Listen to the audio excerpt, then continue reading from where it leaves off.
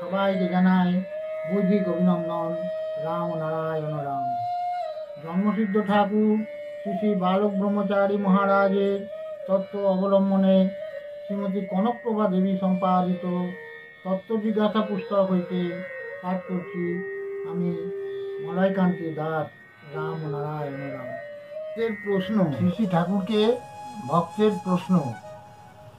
আপনি তো বললেন এখানকার সাম্যবাদের মূল নীতিগুলি বৈদিক সাম্যবাদেও ছিল, কিন্তু এখনকার সাম্যবাদীরা অর্থাৎ কমিউনিস্টরা তো ধর্মের নাম শুনলেই অগ্নিমূর্তি ধারণ করে।